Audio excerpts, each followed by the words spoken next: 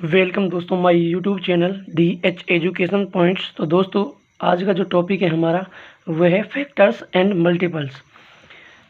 Find factors. अब दोस्तों हमें क्या करना है कि 40 के जो फैक्टर्स हैं वह निकालने हैं। तो दोस्तों हम क्या देखते हैं सबसे पहले कि जो 40 है जो हमारा वो किस किस के पहाड़ में आता है। सबसे पहले हम क्या करेंगे कि जो 40 हमारा एक की टेबल में आता है यानी पहाड़ में आता है। इसके बाद किसका पहाड़ में आता है, 2 का पहाड़ में आता है। इसके बाद 4 का पहाड़ा में, इसके बाद 5 का पहाड़ा में, इसके बाद 8 का पहाड़ा में, इसके बाद 10 का पहाड़ा में, इसके बाद 20 का पहाड़ा में, इसके बाद 40 के पहाड़ा में।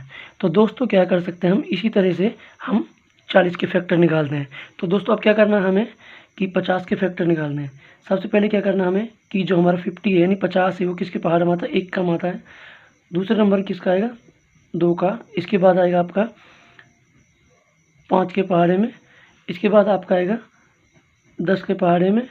इसके बाद आपका जो आएगा ये आएगा आपका 25 के पहाड़े में। इसके बाद जो आएगा वो आएगा 50 की टेबल में।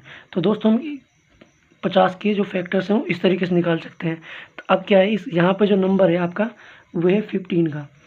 तो 15 किस किस की टेबल में आता है, वो आता है हमारा 1 की टेबल में, 3 की में, 5 की में और 15 की में। इस तरीके से हम 15 के फैक्टर निकालते हैं। तो दोस्तों अब क्या करना है हमें 20 के फैक्टर्स निकालते हैं। सबसे पहले किसकी टेबल में आता है, 1 की में। इसके बाद 2 की टेबल में 20 आता है।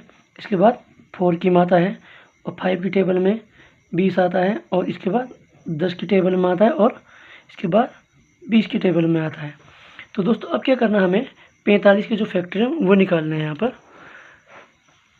जैसा कि अब क्या है कि जो हमारा जो 45 है वो किसके पहाड़ में आता है, 1 का पहाड़ में आता है।